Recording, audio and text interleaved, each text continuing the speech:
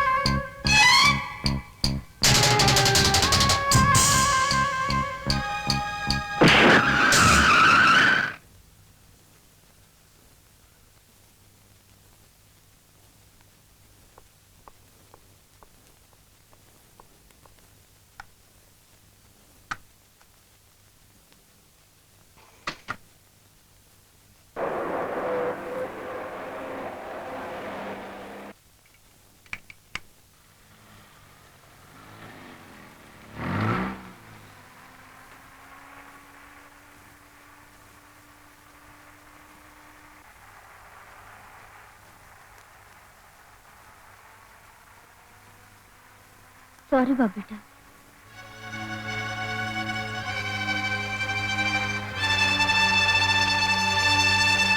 അവനോടൊന്ന് ചോദിക്കാതെ നമ്മൾ എങ്ങനെയാ മിസ്സിസ് തമ്പിക്ക് വാക്ക് കൊടുക്കുക? അവനോട് ചോദിച്ചാ ആദർശം പറഞ്ഞോണ്ട് വരും.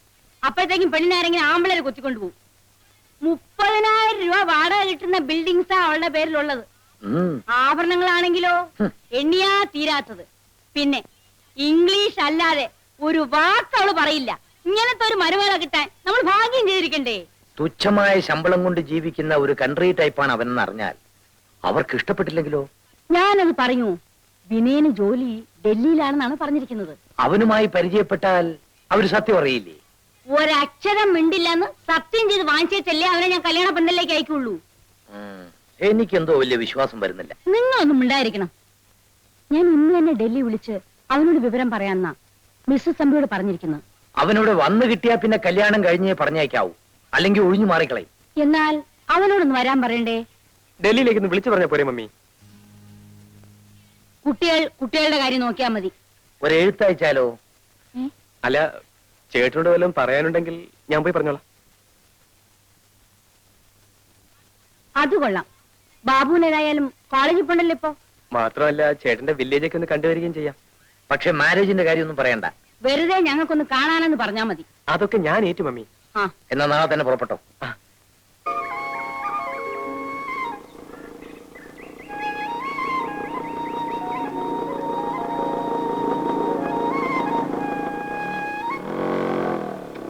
കാറ്റ് വന്നു കള്ളനെ പോലെ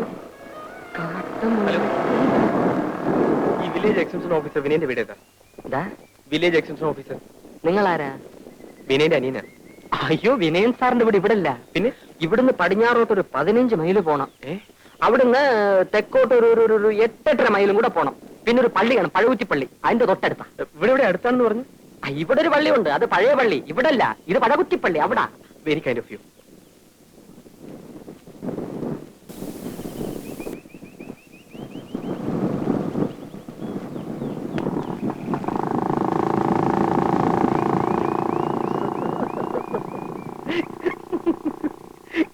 ഗ്രാമസേവക ഗ്രാമസേവക.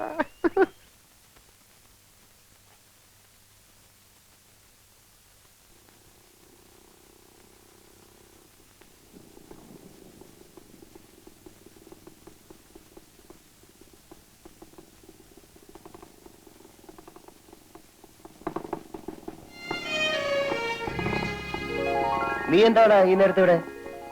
ചേട്ടനെ കാണാൻ. എന്നെ കാണാനോ? ഉം. വാ.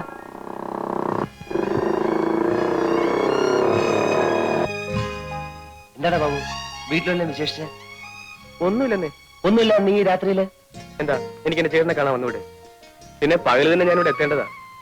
നല്ലവനായ ഒരു നാട്ടുകാരോട് വഴി ചോദിച്ചതുകൊണ്ട് അയാൾ പറഞ്ഞ വഴി മുഴുവൻ കറങ്ങേണ്ടി വന്നു. ഓ, ഭയങ്കര ക്ഷീണം. നീ വല്ലതും കഴിച്ചോ? എന്ത് കഴിക്കാനാ? എന്നാ വാ, വല്ലതും കഴിച്ചു ചേട്ടൻ നടന്നു. ഉം.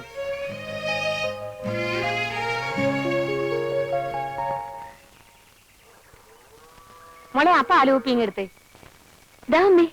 അല്ലേ നീ പാല് കൊണ്ടുപോകാൻ കാത്തു നിൽക്കായിരുന്നോ? മോളിത്തിരി വെള്ളം ഇങ്ങെടുത്തേ. വേണ്ട അമ്മേ, അതിൽ വെള്ളം ഒഴിക്കണ്ട. എടി നീ ആണ് കൊള്ളാമല്ലോ.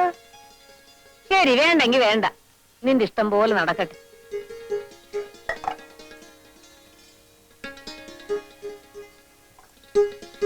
ദാ.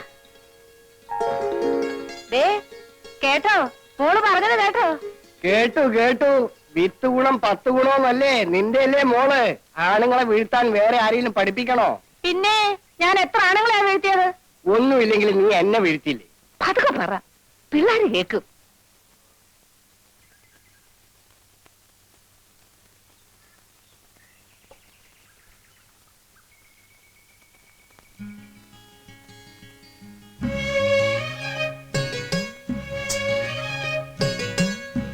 ഏയ് ഏയ് ഏയ് മിണ്ടല്ലേ, ഇതെന്റെ അനിയനാ, ഇന്നലെ വന്നതാ. രാധ ഇപ്പൊ പൊയ്ക്കോ. കുറച്ച് കഴിഞ്ഞ് ഞാൻ കുളിക്കാൻ പുഴക്കരി വരാം, അവിടെ വെച്ച് കാണാം. ഒരു ആ വരാ വരാ.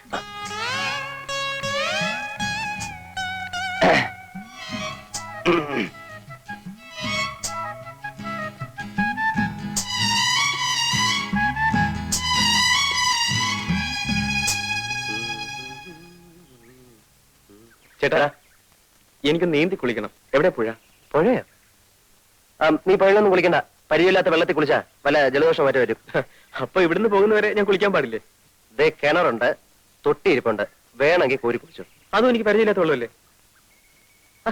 പറയുന്നേക്ക് ബാബു, ഞാനൊന്ന് മുങ്ങി തോർത്തിട്ട് ഇപ്പൊ വരാം.